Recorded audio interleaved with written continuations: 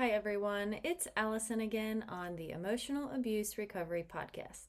I'm here today to give you some practical tips that you can use to help you tame the triggers. I like to say that I tame my triggers because there are times that I still do get triggered. I know this is because there's something stored in my mind and my body that I haven't worked through yet. And when you have experienced any sort of long-term trauma, triggers show up in the form of complex PTSD a lot of times. Complex PTSD is what happens when you've experienced a trauma over a long period of time. PTSD is a little bit different because it's when you experience a traumatic event once and still become triggered by that event even after it has passed. This would be something like a car accident or a break-in at your home or something that was a really traumatic event.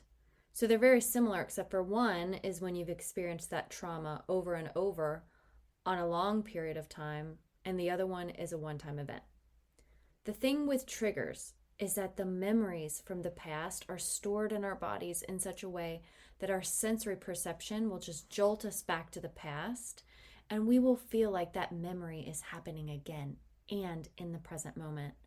And if you've ever experienced this, you fully understand that it seems to come out of nowhere. It seems like there's no way to prevent it and there's no way to stop it. But in today's episode, I'm going to tell you some really helpful things that you can do to start managing your triggers, to turn off the switch, or tame your triggers. So stay tuned.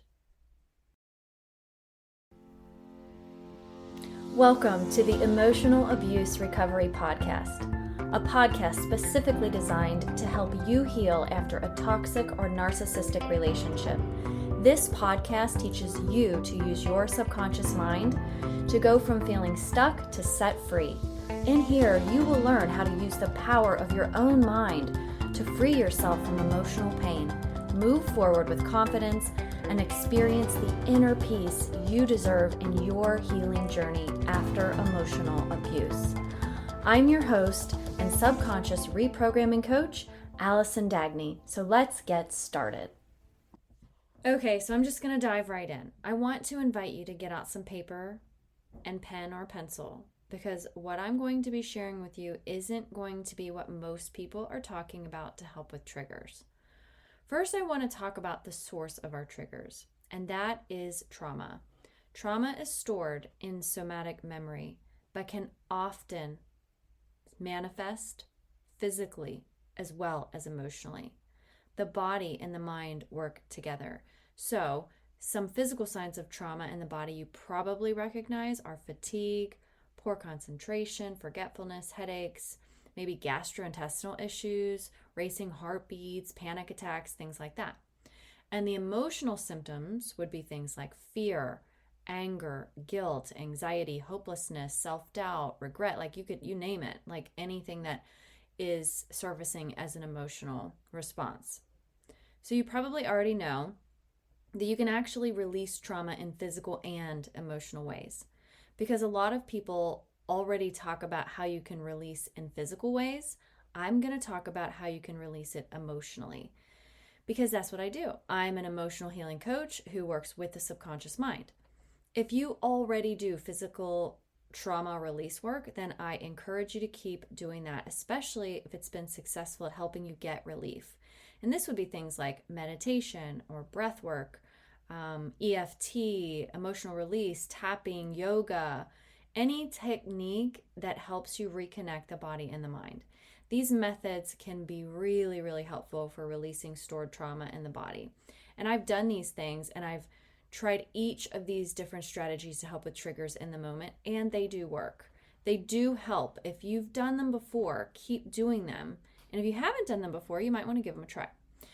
So, if you have experienced the emotional symptoms that I described before, you've probably felt these intense emotional exhaustion, these mental fatigues, these emotions that feel out of control, and rumination. This is usually where people will go to a licensed therapist or to an EMDR therapist to get help. If you have experienced trauma, Finding someone who is trauma informed is going to be really beneficial for you too. And then pair that healing work with the other tools, the other techniques, the coaches, and the support.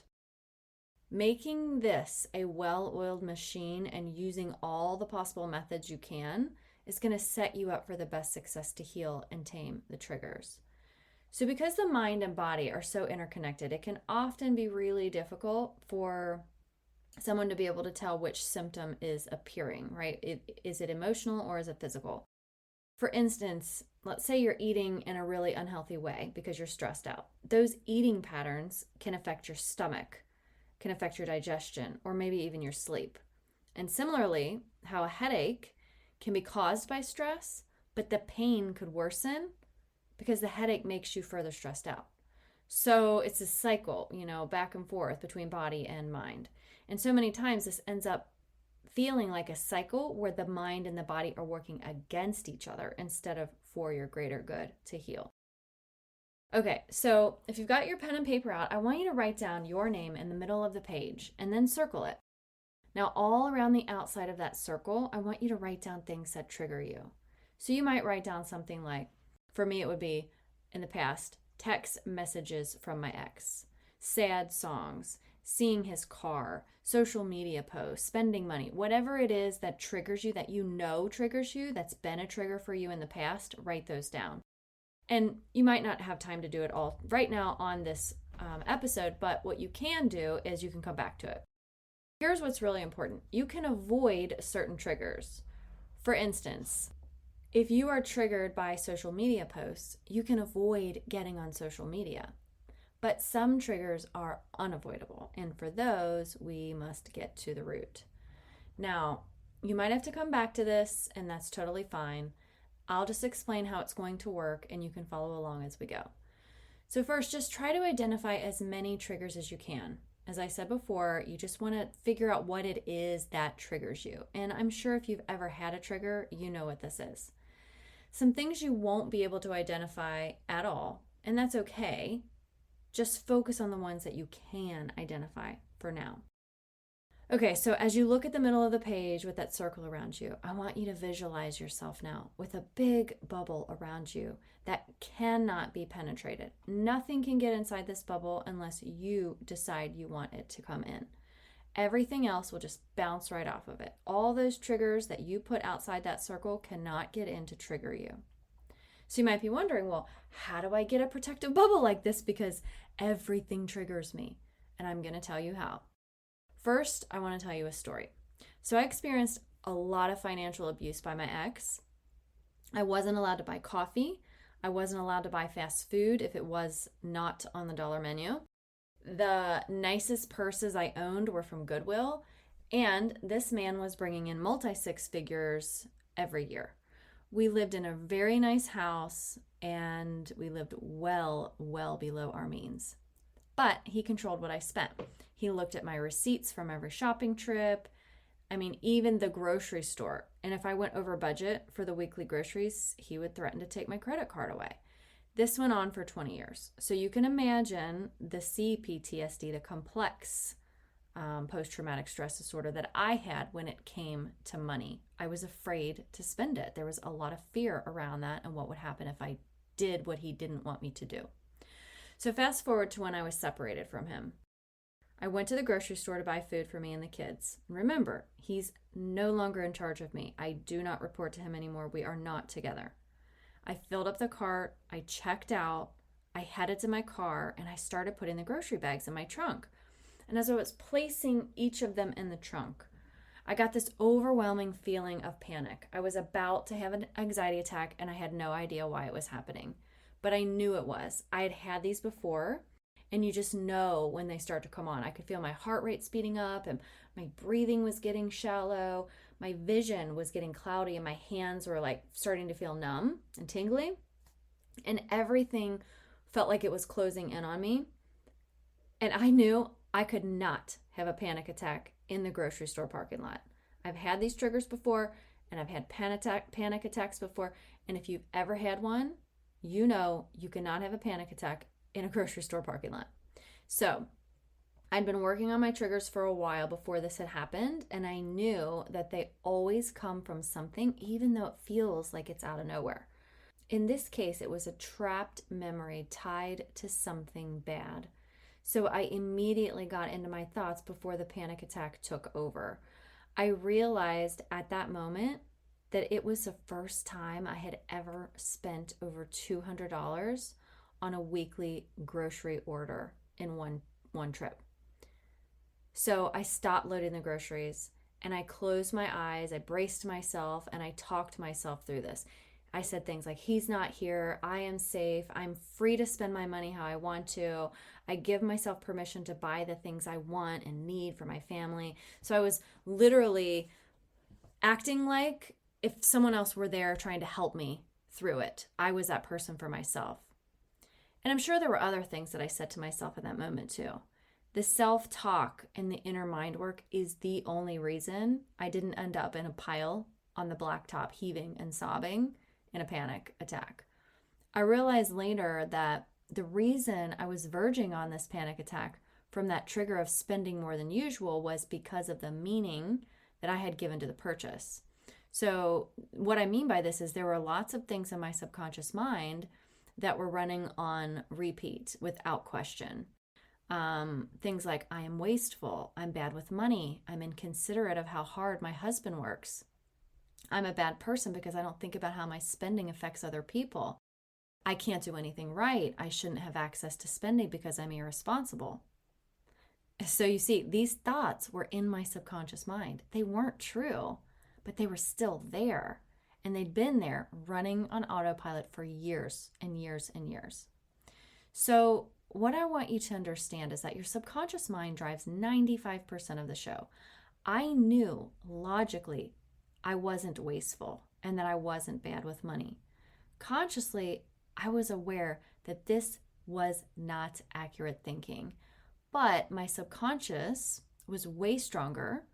And when my ex told me these things and I started to believe them, well, you can see how it was always going to win out against 5% of the conscious mind, because 95% is what drives the show. And this happens with all kinds of triggers. All a trigger is a trapped, painful, or scary memory that gets tapped into when something reminds you of it. And it's usually not just a general reminder. It's something that your brain has stored. So if you see something that reminds you of something traumatic, that is going from your sight into your brain. If you smell something, that is also a way it can trigger you. If you hear something, if someone says something, sound of someone's voice, all of these things are how your brain works to store memory. And then that traps that trauma in there, which then releases as a trigger. But here's what a lot of people don't know about triggers. They are caused by your thoughts. And here's what I mean.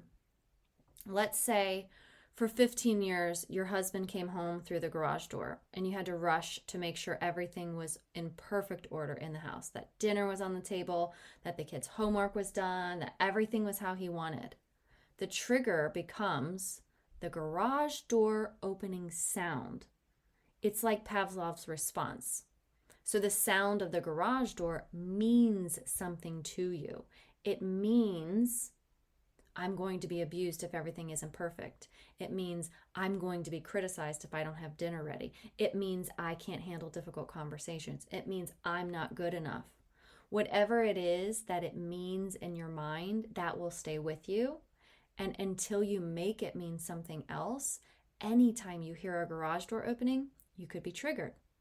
So over time, a trigger can lessen naturally if you hear a garage door opening, but usually that would be because the negative meaning that was attached to it is replaced by something else, and typically something positive or non-threatening. Like, let's say your roommate comes home and brings dinner every night and comes through the garage door. For the most part, triggers have to be tamed. They don't just go away. But in certain cases, maybe they lessen on their own when it is replaced by something that is more positive or non-threatening. So what I like to do personally is get ahead of my triggers so that I don't have to handle them in the moment and lessen the times I have to experience them. If you're skeptical that you can't tame your triggers or get a hold of this, I really want you to think about this because it's important. After doing subconscious reprogramming, at the time of this recording, I haven't had one single trigger in over a year's time. Not one. Getting ahead of triggers is like me telling you I'll give you $1 million if you can make a full cart basket free throw at a moment's notice. I mean, you might be like, I cannot do that. I would. I don't think I could do that even if I tried. You won't know when it will happen, but it will be soon. That's what I would tell you. If you knew that, what would you do? Would you sit and wait for me to tell you it's time? Okay, let's go. I'm going to have you shoot your basket now. Or would you go out and start practicing ahead of time? Because when that time comes, you're going to want to crush it, aren't you? It's $1 million. This is the same with triggers. If you knew you could practice and get ahead of them, wouldn't you want to do that? Would you want to avoid these panic attacks in the middle of the grocery store parking lot or at dinner with your parents or, gosh, just sitting on your couch while you're watching TV? Triggers can send us into a frenzy. They are emotional and physical responses to something that could seem so harmless, but carry so much weight. So let me ask you, have you ever practiced getting ahead of a trigger? My guess is probably not, and not because you don't want to, but because you either never knew it was possible or because no one ever taught you how. So I want to teach you. So get out that pen and that paper again and write this down. Look at that piece of paper where you wrote down the triggers around your name. Now let's say that you wrote, one of the triggers was seeing a car like his. Then what you want to do is work these one at a time. What does it mean if you see a car like his? Then write down all the things that means. You can even write down, and this will be helpful too, I'm feeling afraid, if you can identify the emotion. I'm feeling afraid when I see a car like his because that means what? And fill in the blank. Does it mean I'm going to be followed? Does it mean I have no privacy? Does it mean I can't protect myself? Only you know what it means, so you have to get to the thought work to figure it out and write all the things it means, not just one thing. If you hear that garage door open, what is it that you're thinking about most often? What is it you are believing in that moment? Is it that everything needs to be perfect? I need to be perfect. I'm going to be hurt, or his needs matter more than mine. These are all types of beliefs that could be in your subconscious. You have to be the one to start bringing them to the surface. I don't know what those thoughts are for you because everyone's will be different. It's vital that you discover what they are. A really easy way to do this is to start journaling because it will slow down your subconscious mind and help you reach those beliefs. Okay, so now that you've identified the beliefs, you can start to reprogram them. And as I said before, you're getting ahead of the triggers. You can literally start to tame them and eventually turn off the switch. It does take practice to do this, but it is so worth it. The rapid reprogramming process that I use was created and trademarked by Dianah Johnson of the ThoughtWork Institute. She trained me and she trains all kinds of coaches so we can all help our clients to heal. And I've used it for myself. My clients use it too, and it's helped hundreds, if not thousands of people. Okay, so the next thing you want to do is take the belief you wrote down and then be open to the exact opposite of that belief. You don't have to believe it. You don't have to take on this new belief. You just have to be open to the opposite thought being possible. So if you said, things have to be perfect, you would flip that around to say, things do not have to be perfect. And if you start feeling resistance sort of bubbling up to this, just think about how you would respond to a dear friend or your closest family member if they were in your position. Isn't it true that perfection isn't real? Now try to show your mind some specific examples of how things do not have to be perfect. Remember that time you and the kids had a water balloon fight in the backyard and left a mess of balloons all over the yard? Remember how fun it was? The giggling, the laughter, the sunshine, right? So you're showing your mind these specific details. That certainly wasn't perfect, now was it? Remember that time you made your grandmother's recipe and it didn't taste anything like how she made it? But it was okay because you tried and you felt closer to her just by reading her handwriting on the recipe card and trying your best to recreate that amazing recipe. You might even recall the smells in the kitchen, the sounds and the tastes. So you see, what you're doing here is you're breaking the connection between things have to be perfect in your mind and strengthening things do not have to be perfect. And here's why it matters. When you break that connection, the sound of the garage door won't be able to trigger you as easily because you have released the belief that things should be perfect. Now, you would have to do this for every single belief that you came up with for this particular trigger, but that's okay. Once you identify them, you can do this for each individual belief. So what happens is it's not your automatic thought process anymore. You've broken or you've loosened that connection from the sound of the garage door opening. The reason it's important to show your mind specific examples is because the language of your subconscious mind is stories and images. It doesn't understand just plain old words. So if you tell your mind, I don't have to be perfect because nobody is perfect, that's how your conscious brain communicates. And that is only 5% of what drives the show. But if you show your mind examples like your grandmother's recipe and the backyard balloon fight, the subconscious mind understands that because that's its language. It sees and remembers the stories and the images that you show it. And then it says, oh yeah, I totally see that now. We don't need to be perfect. And when that happens, the reprogramming happens. So just remember, the triggers don't just come out of nowhere, even though it feels like they do. And believe me, I understand because I have been there. There is always an underlying belief that causes it. Triggers can cause sadness, anger, frustration, fear, guilt, really any emotion that is stored in your body from a traumatic event or trauma over time. Let me ask you, if you knew this worked, wouldn't you try it?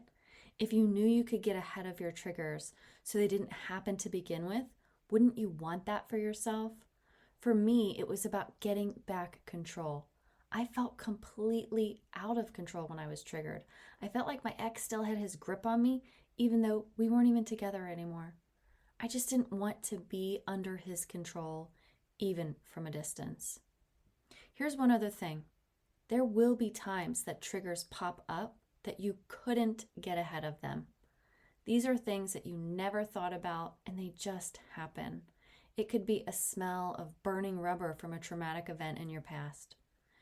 You couldn't know that it would trigger you, but you can prevent them from happening a second or third or fourth time. It could be the weather. It could be a storm.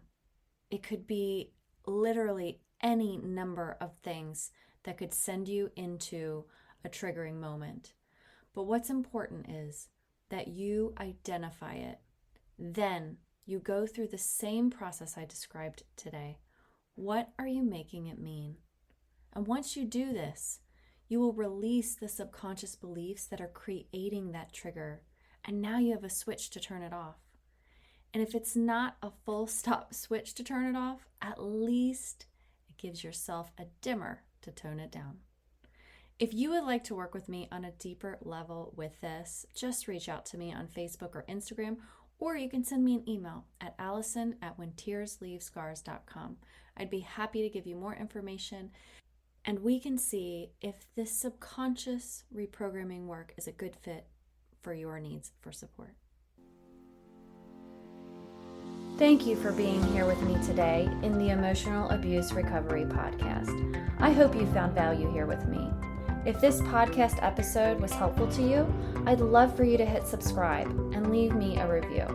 My goal is to help you go from feeling stuck to set free.